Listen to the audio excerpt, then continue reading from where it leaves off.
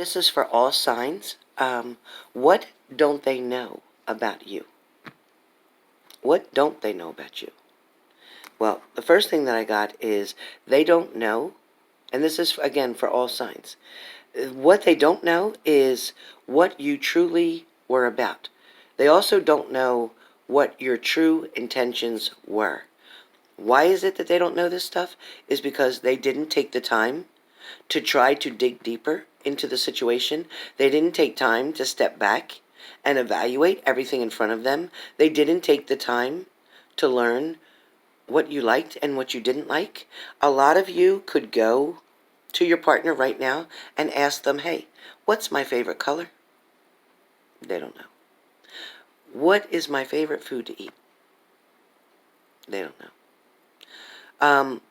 Who is my best friend? They may know a little bit about that. They may. But my point is that your partner did not try to incorporate themselves and blend in with you and your personal side. For the majority of you, your partner was still living their own life in their own way, on their own terms. A lot of you came together with somebody. Some of you allowed them to stay at your house, sleep at your house, do a lot of things from your home. A lot of you tried to play the role of a wife by doing their laundry, by making their lunches, by doing different things. But at the same time, they were still focused on somebody else for a lot of you. For a lot of you, although you felt you were playing or living the role of a wife, a significant other, a fiance, a lot of your partners were taking advantage of all the good things that you did for them. A lot of your partners decided a long time ago that you made things feel like home. It's kind of like you had a bit of a mother role, or for some of you, a bit of a father role in the situation. A lot of you were more of a daddy or a mommy than you were a husband, boyfriend, girlfriend, or wife, okay? A lot of you thought that by showing them, you could take care of them, you could handle their bills, you could help them pay something off, you could relieve their debts. Some of you were paying their child supports. Some of you were doing the things and taking the responsibilities and this pressure of the responsibilities off of your partner, but putting them on yourself, only to find out that the extra monies that they had, they were using for themselves and for somebody else. Some of you were completely taken by surprise when somebody decided to walk, when somebody decided to go in another direction, when somebody decided that you were not what they were looking for.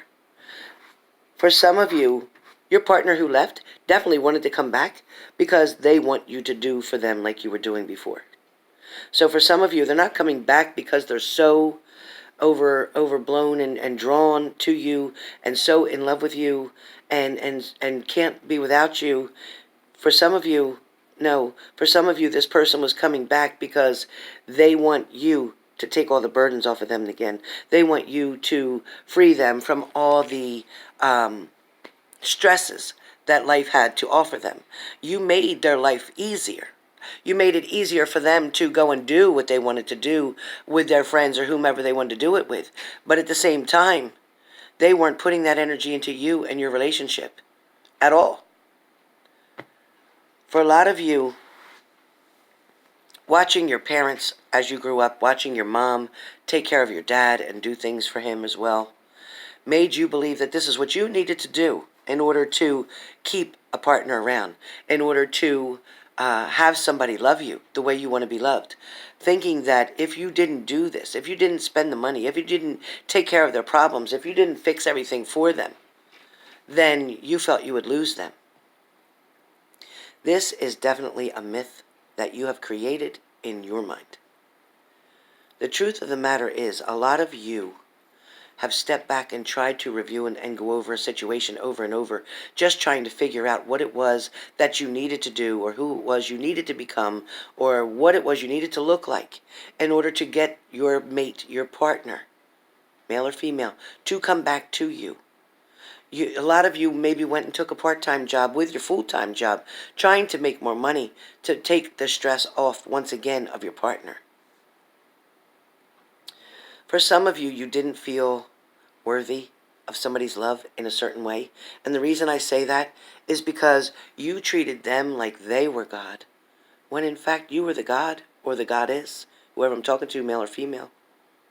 For a lot of you, you had to feel that competitiveness about an ex-partner that they had, or about an ex-wife, or about an ex-husband.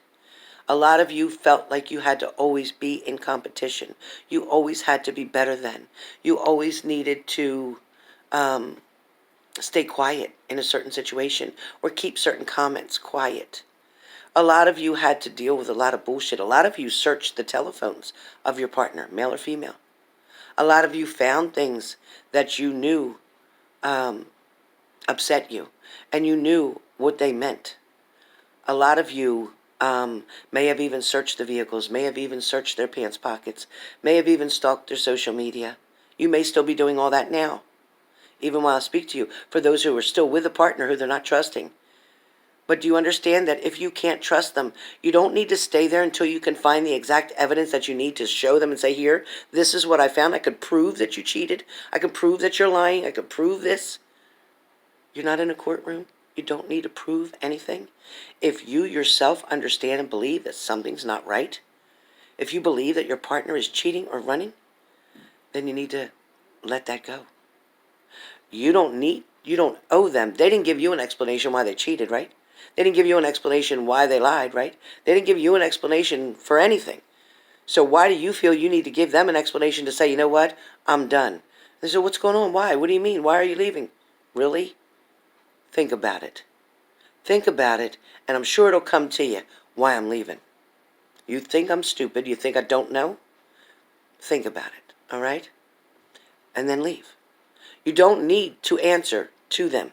You owe them no explanation because of the fact that they gave you no rhyme or reason as to what they did and why they did it or why they were still doing it. But yet you're going to sit there and allow them to continue doing what they're doing, knowing that you're putting yourself at risk even health-wise. Because if they're sleeping with somebody else and sleeping with you, well, that's going to create in something, isn't it? Maybe an STD. Do you really want to be with a partner who gets somebody else pregnant? Or do you want to be the partner who gets pregnant by somebody else? Whichever way this works for you, whatever way this collective makes sense to you, please pay attention to it.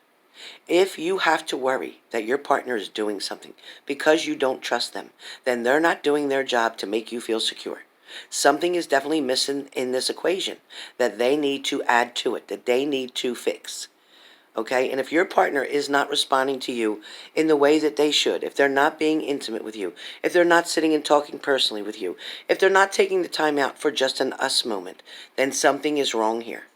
If they're just running, and Monday through Friday they're at work, they come home, they eat, they go to sleep, they wake up, they go to work, and it's all Monday through Friday. And then the weekend comes, and maybe Friday night they're out with the boys, and maybe Saturday night you just go out to dinner or a movie or whatever, and that's it. Then Sunday comes, and they're back sitting, watching TV, doing whatever, getting ready to go to work again Monday. Is that enough for you? You have to ask yourself, am I in a situation, am I in a relationship that I feel that it is 50-50, that I feel that we are communicating on an adult level? Do I feel like somebody's hiding something from me or not?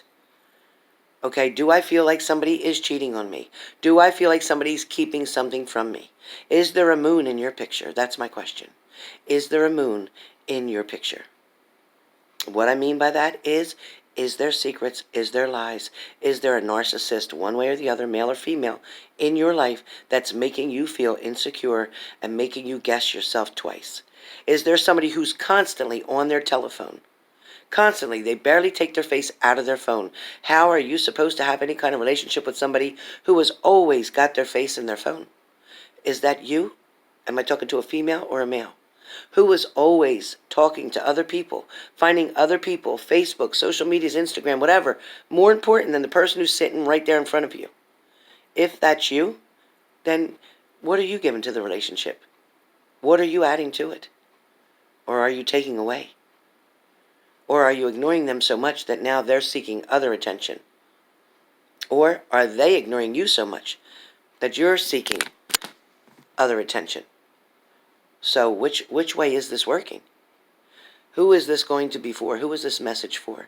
Who needs to decide whether you're being stalked by someone, whether somebody's watching you from a distance? Maybe it's your ex-partner, wondering what you're doing or who you're with, wondering if you're now seeing somebody else because, in fact, they were the sneaky culprit when they were with you. They were running around on you, so now they're feeling like maybe you have somebody else. And they don't like it when the story switched. No, when there's a flip, they don't like it. It's okay when they're doing the running or the cheating or the lying, but if they think that you're with somebody else, then that becomes a problem, right? A lot of you are going to step back and realize that 2019 is here. You've been doing this since 2000 what? You've been going through the same bullshit with the same person for how many years now? And when is it going to be enough? You're going to keep waiting for somebody to say, well, I'm supposed to be leaving her, but it didn't work out yet, or I don't know how to do it, or I'm not trying to hurt her, or this and that and the other thing. How long are you going to wait? How much time of your life are you willing to stack up and donate to only have the end result be, I'm still not coming. I'm still not leaving.